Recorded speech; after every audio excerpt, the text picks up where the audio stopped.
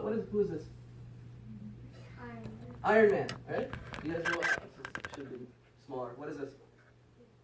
The White House. Who is this? Who is it? Little Red Riding Hood. Who is this? Who is this? And what's it? Okay. Any child in America, right, black or white, Muslim or non-Muslim, boy or girl, knows these things. And they know it not because it's something which we deeply care about, but it's because it is part of the culture we live in. All the kids here know Little Red Riding Hood. They probably know Hansel and Gretel. They know Dr. Seuss.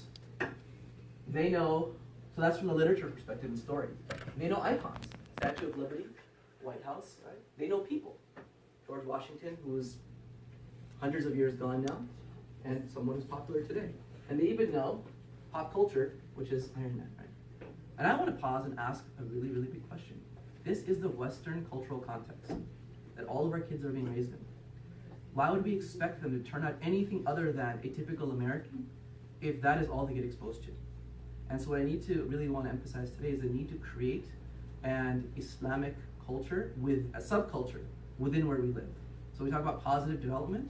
If culture transmits values and Western culture transmits its values, where do we fit into this? Where does the masjid? Where does the home? Where does the school fit into this? So same thing like this, Iron Man. Well, we can actually use, I don't want to use not pop culture necessarily, but the art of storytelling to really begin to transmit our own values. So if I ask the children that, did you know that in Islamic history there was a real Iron Man? Did you know that? You're looking like confused, right? Does anyone know who the real Iron Man was? Abu Bakr. Yes? Abu Bakr. Abu Bakr? No,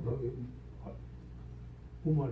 Umar ibn Khattab. Well, he was strong as iron, but there's literally somebody in Islamic history who could take iron and it would melt in his hands, he could mold it and do what he wanted.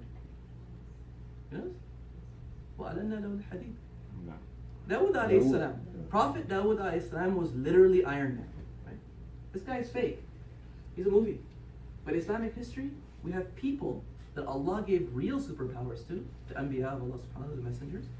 And they had skills that our children, if they know about these things, it gives them an alternative sphere to think about what is their value system.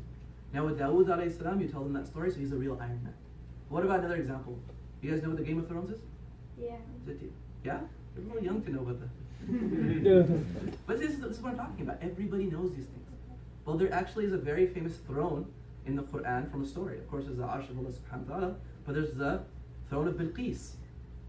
And this is a very famous story, right? It's in the Quran about Prophet Sulaiman. And it's a fantastic story with miracles, with superpowers, with someone controlling the wind, controlling jinn, right? And all kinds of amazing things. And my point is that the children, if their reference point is only Western culture, again, that's all they're going to be. They're going to be a mirror reflection of that. But if they know that they're Islamic stories deeply, then they're going to hold that as part of their value system. So with Dawud alayhi salam, with Sulaiman alayhi salam, you understand what? The lesson is shukr that you get out of that. Even if you're powerful, even if you're rich, even if you have strength, you're still grateful to Allah subhanahu wa ta'ala, right? How about The Walking Dead? You know what that is? Right? Well, there was a prophet who could literally take the dead and make them come to life. Right? There's Isa alayhi salam, right? So my whole point in presenting this is that to see there's an alternative Islamic version that we want to give our children through storytelling. And Allah says this in the Quran. Allah says, فَقُصُصِ الْقَصَصَ لَعَلَّهُمْ يَتَذَكَّرُونَ. Tell them, Allah is telling the Prophet Muhammad and the Muslims, tell them the stories so that they would reflect and think.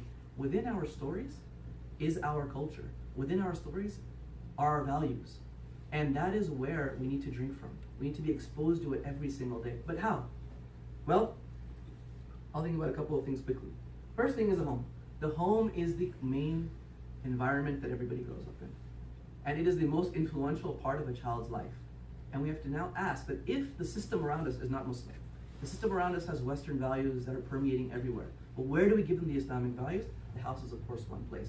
But now we have to be very deliberate and saying, what do we do in the house that is going to create the value system that we want? Now, the most obvious thing is, okay, do we pray at home? So one of the things I've noticed is some parents tell me, they say we're very tired, so we like to just come home, quiet time, close the door, and do our salah in peace. Right? And I understand that.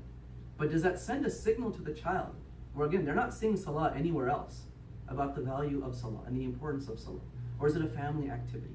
Right? Back home, you might go to the masjid downstairs in your basement of your house. 100 yards down the street, there's a masjid. Here, it's not common to come multiple times a day for prayer.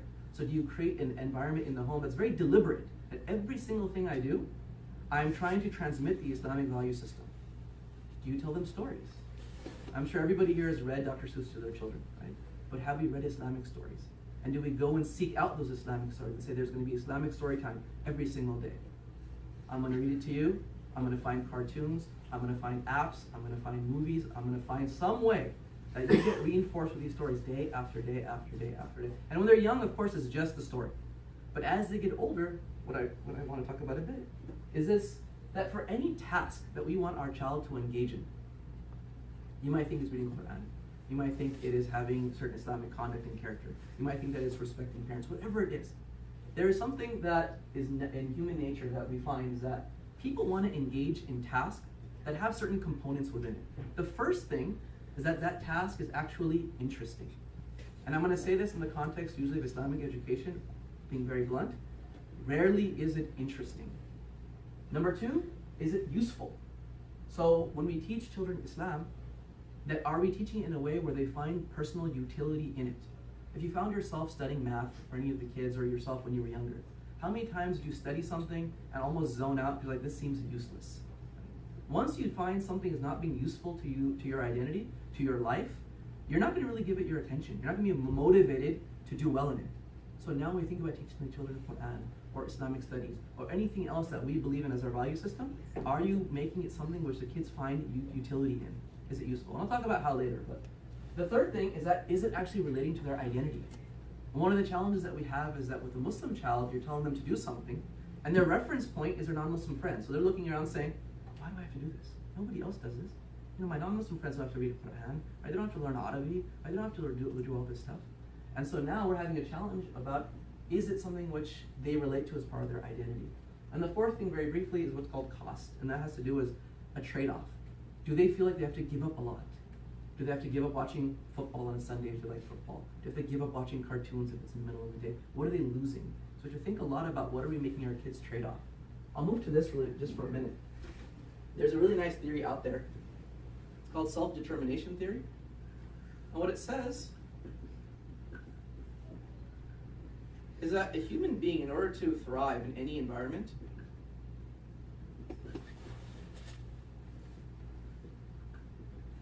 needs to have three different components being fulfilled, right? These all go together.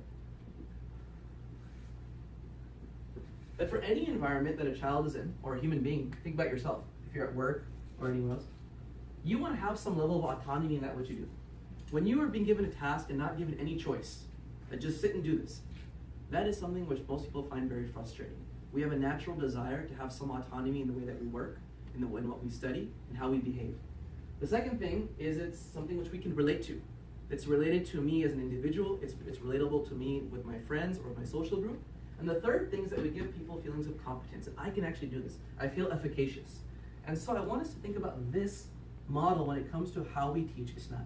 So imagine that a child comes in, he's in the home, or he's at school, and you give the kid a task.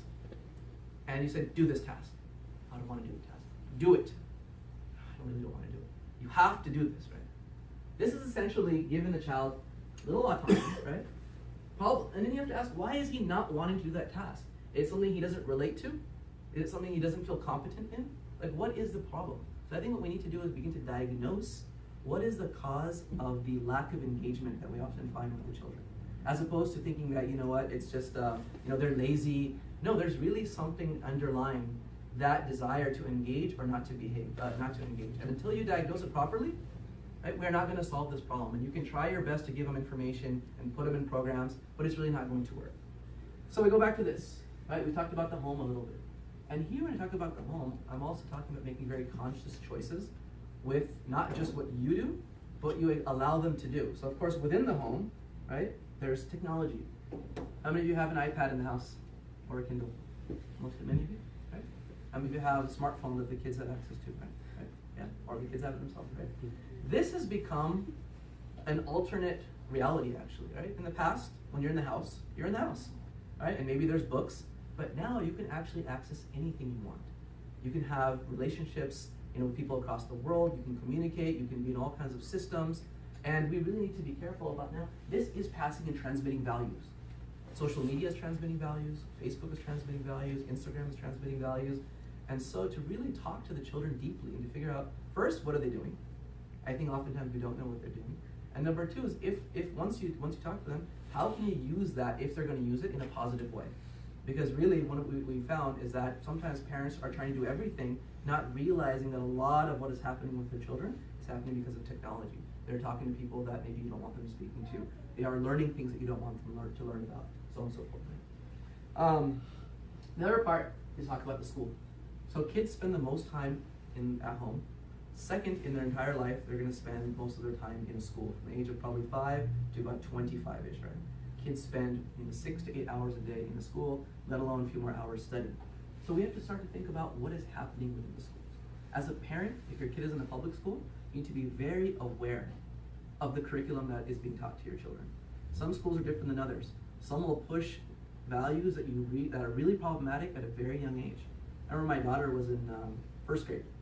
She's getting stuff about the military, about how great the military is, and about the Marines, these type of things. From that age, programming the children to think about this, right? Now, what is that going to do? Now you wonder today when this whole football catastrophe, when someone takes a knee and a bunch of Americans are up in arms, right? They have been brainwashed to support the military, right? And to the extent that the Muslim kids are the same way. When there's a war, if there's the U.S. Army dropping bombs on a Muslim country, many of the Muslim kids want the U.S. military to win. And you think, why?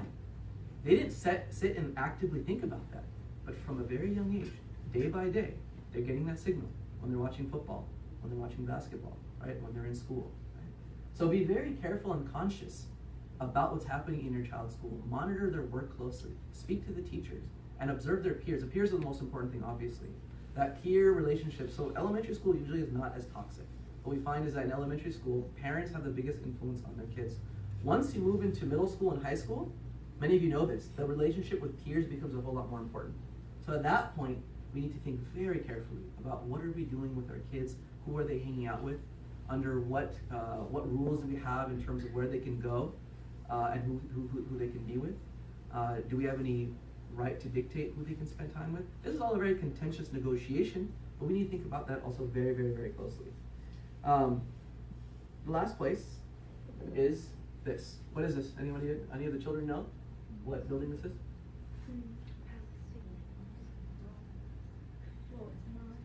It's a mosque, right? Yeah.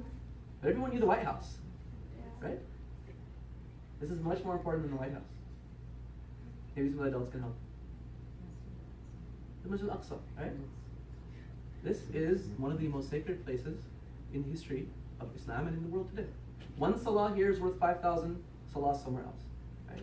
This is the place that Prophet Muhammad ﷺ came to, tied his buraq, and he went up to the heavens, right, on the mountain, right? But this illustrated a very, very important point. Nobody flinched. In 1 second, you knew what the White House was. Right? And most of us looked at this, especially the children, and had no idea, despite that this is a holy site that is under occupation and that Muslims should spend their wealth and their blood to liberate. May Allah subhanahu wa ta'ala give this back to Muslims.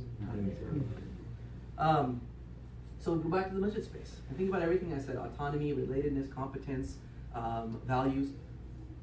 Have we thought about our masajid being places that children have to develop their identity in an authentic fashion? What do I mean by that? Back home, the masjid is a place of salah, and that's very, very well understood, right? Culture is all around you.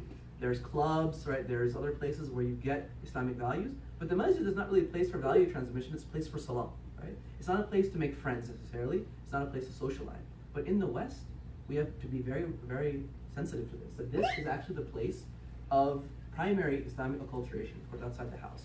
But how do we use that space? Is the masjid a space where children play? Is it a space where they want to be? So if you go back to what I mentioned about a task, right? Do the kids find being in the masjid interesting? Right? Is it exciting? Is it fun to be there? Because everything in life is a trade-off. It's you're going to choose, do I want to be in the masjid, or do I want to be at the park? Or do I want to be in the masjid, or do I want to be at my friend's house? Do I want to be in the masjid, or do I want to be at home? Everything's a trade-off. So we've got to really, really think deeply about what are we doing to make the masjid interesting for the children. What type of activities do we have, right? And I know you guys are a little bit more on the progressive than many massages in terms of doing activities. There's a bowling night coming up for the kids. You're trying to make it a place where kids want to be. The second thing I said is being useful. Are the activities that are being done in the masjid, do the kids find them as being useful? Do they say, this is actually meaningful to me? So as an example, if somebody is learning to read the Quran, and a kid is struggling to figure out, why should I read the Quran? Do we help the child figure out what is the utility of this? Do we help them reason through the wisdom and the logic and the hikmah of Allah subhanahu wa ta'ala and why we engage in this? Or is it simply, this is just what we do? You know, in a Muslim country, you can tell people, for a child, this is just the way we do things. And the culture is so powerful that you will just engage in that behavior because everyone else is doing it. But here, if people do not understand, especially children, the maqsad, you know, the reason behind something, right? What is the benefit? Why did Allah want us to do this? Then people are not going to engage in it because it's not going to be considered useful. And that's why Allah says in the Quran many times, anytime Allah tells us about a certain act, He often tells us why we should do it. So when Allah told us to pray, He didn't just say pray. He said what? He explained why to pray. He said, Inna salata tanha anil fahsha'i wal munkar. Right? Wala dhikrullahi akbar. Allah told you, look, pray, because in prayer, right, it will help you learn, you know, it'll keep you away from doing sinful deeds, it'll help you get close to Allah subhanahu wa ta'ala. Right? For a lot of different acts, we're told, even for qisas, even for like capital punishment, Allah tells us what? Walakum fil qisas even hayat. Allah is saying, look, someone is not killed who committed a capital offense for no reason. It's done to save life. So Allah is training us in the Quran to make sure that we transmit, when we're teaching Islam, why do we do things? Why do we pray? Why do we fast? I had a youth who came to me when I was in Corona a few years ago, and he said he was 18. And he told his mom, he said, you know, I'm not fasting Ramadan this year. And he was a regular Muslim kid. And his mom said, why not? He says, Mom, I see the Muslim community, including us, fast every single year. And we don't change one bit. Right? And I looked at the mom. She came in and talked to me privately first. I said, he's not wrong. He's actually right when he's like, you know, that we're praying every single year and we're not becoming better for it sometimes, right? And I think a lot of this goes back to that people do things without thinking about why. Just not eating and drinking doesn't achieve the purpose of siyam, right? It has to be deliberate. We have to think about it, and it has to affect our behavior. Same thing with salah. Just praying without understanding why you pray is not going to have the fruits that you want it to have. So especially for children, really, really think about transmitting the usefulness. Have the child think about it. Say, why do you think this is useful? Why is it important that you learn Arabic? Why is it important that you learn to read the Quran? Why is it important that you learn these stories? Why is it important that we go to the masjid? And try to have them think through these things. Because once they find utility, then they're going to say, I actually want to engage in that task. A couple other points that I had, almost time? We said 30 minutes, right? Going back to this issue of friends. What are these people doing here? What are they doing? They're jumping off a mountain, right? They're jumping off a mountain, right? Some of them are on what? We got snowboard, we got skis. This guy is parachuting, right? So how many of you would do this? Anyone? I would. So we got one, right? Why would somebody do this act? What do you think is going through the mind of people as they're doing this act? Okay, they're friends, right? So there's a lot to do with the social component. They might all be standing there, and they all might get, you know, nervous, but then it's like, we're all in this together, right? We're all friends, right? They probably all identify as being extreme snowboarders or whatever it might be, athletes, right? But what I want to prove to this is that it's sometimes people do things that are pretty extreme because of social influences and because of identity. And so we really need to work on the big picture, going back to what I said in the beginning, was how do we ensure that by the time our children grow up, that they're around the type of people that are going to help them do what's right all the time.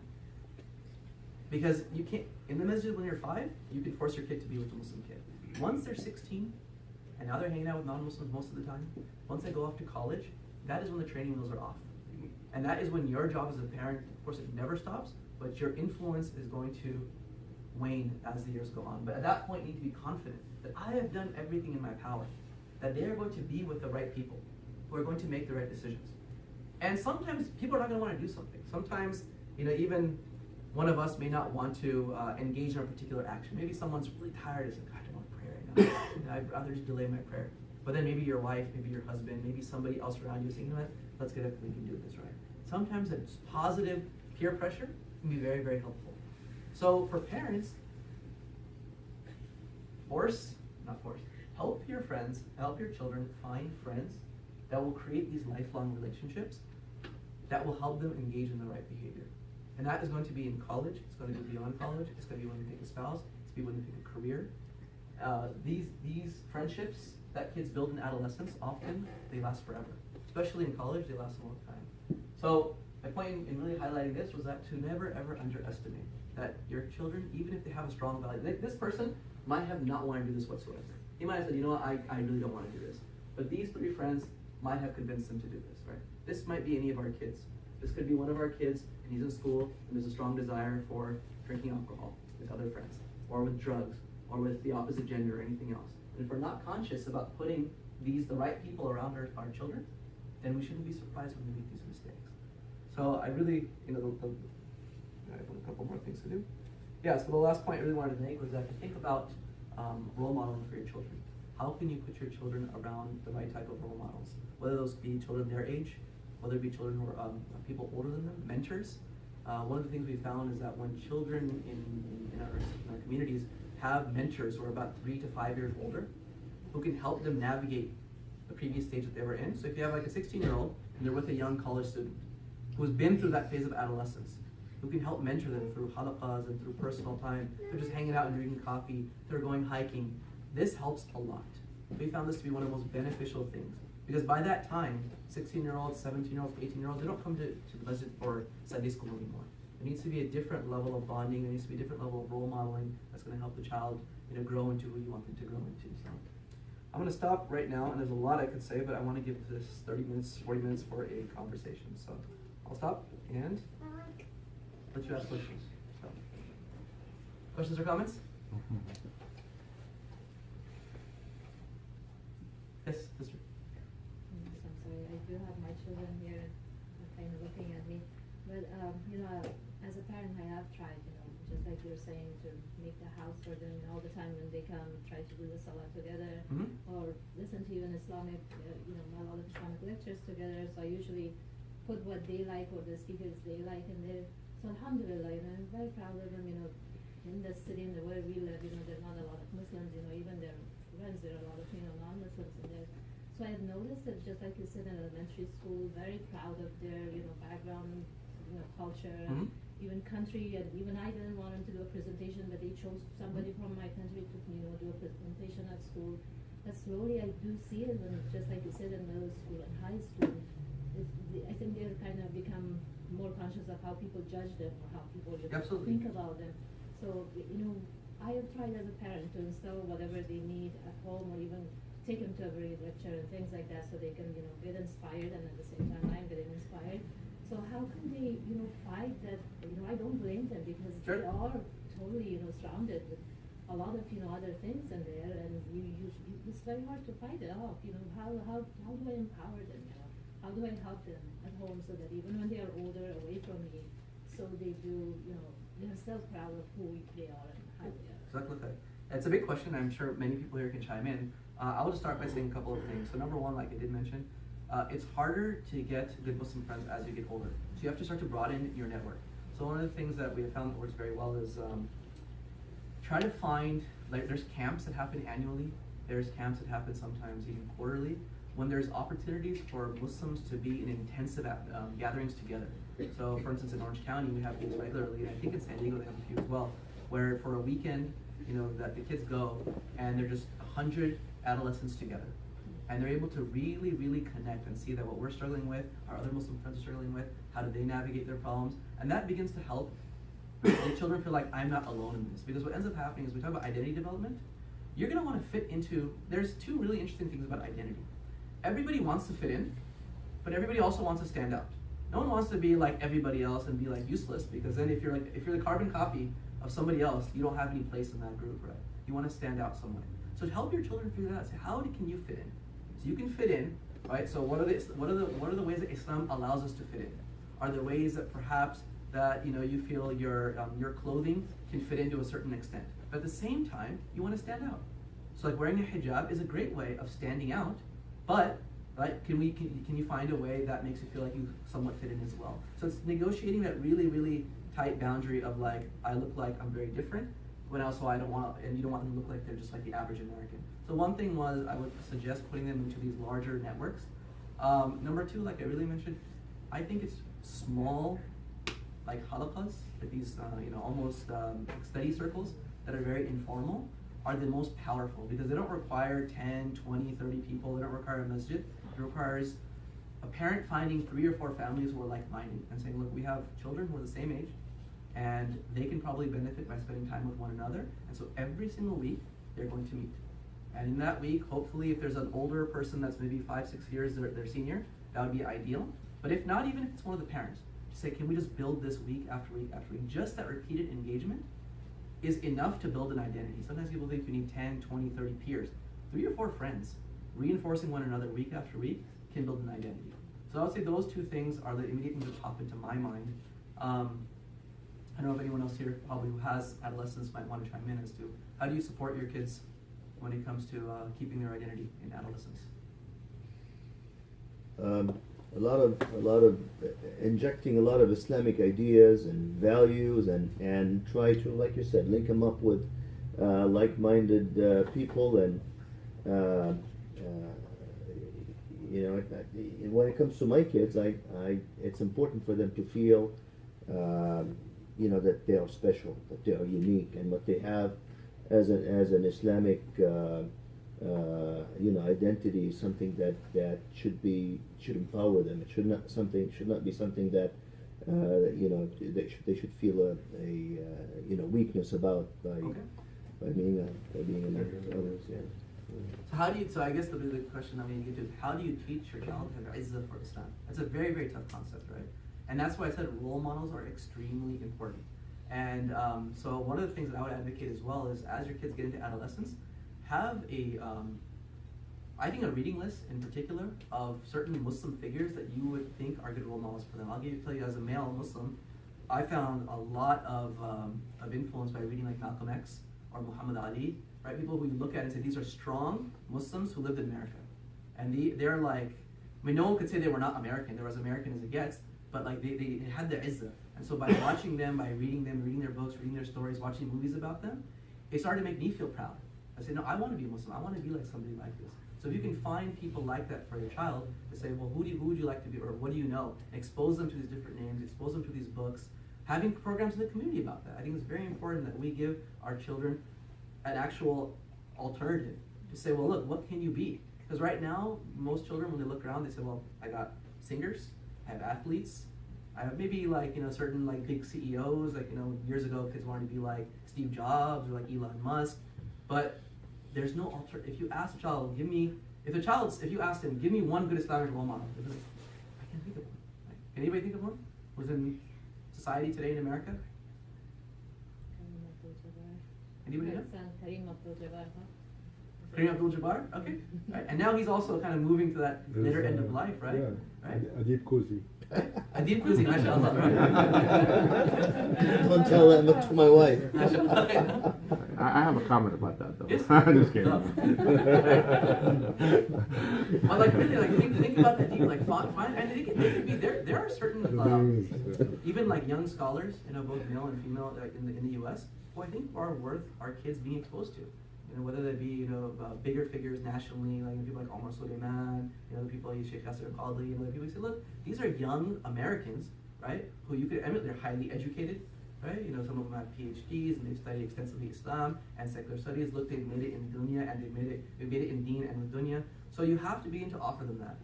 I'll give a little bit of a random piece of advice, which goes back to acculturation. Kids are learning models through television a lot. It's inevitable and they don't even realize it. So when a child acts the way they act, when they dress the way they dress, when they talk the way they talk, they haven't thought, what type of language am I going to use? What type of dress am I going to put on today? In their mind, they just have these images that have created this. So when they watch American sitcoms, then it's not surprising that you have to argue with them why not want to dress like an American. I have become a big fan of advocating now that as the Islamic world as well is picking up on some of this, they are putting out programs. So the big popular one many of you might have heard of is a big Turkish drama, Ertuğrul. How many of you have watched it, Yeah. right? Yeah. Some of you have, right? Yeah. This has a very powerful effect on kids having an alternate model of how a Muslim can behave. So you can be a strong woman, right? And still have haya and have modesty. You can still have a voice, in fact, and you can still be respectful to men. So there's a model for the man. Look, you can have chivalry, or you can be strong, and you can be respectful to women, and the way that they communicate and talk. So you'll be surprised, but things like that slowly will rub off on the child, and you won't even. They probably rub off on us, of course, as well, right? So yes, I think it's good to Yeah. ask also the youth that we have, the kids over here, get their feedback and see what they what gets them going. Okay. Yeah. I have a question Yes. or request if you can explain it better, like the stigma, how to fight the stigma or Islamophobia when the kids go to school and their peers and they feel the environment is kind of not very conducive for them. Mhm. So how to respond, even if they know what to say, but they feel like, oh, the media is talking against Islam all the time, and those are people are killing people, Mhm. so that kind of stigma. So is there any way to communicate with the kids? You want the kid to do it, or you want the parent to do it? No, the kids, of course, the kids, because. Well, I think these are great opportunities that if your child comes home and says something is happening. So that's number one. So the first thing is the parents need to establish a line of communication where the child can say whatever they want to say. And this is like a really big point. Like if the child is having a dilemma at school, that is a value conflict essentially. Right? I know that I'm supposed to behave like this, but at school I'm having these issues. They should feel comfortable enough, they can come to a parent and say, I'm having a problem with X or Y or Z. And those are serious issues that most of the time, most kids are going to hold back because they don't want to get judged by their parents. So that has to be the first thing, because what will likely happen is the kid will never share that with you. Once they share it with you, this is a chance for giving them autonomy, like you mentioned. Say, what do you think we can do? What type of a campaign do you want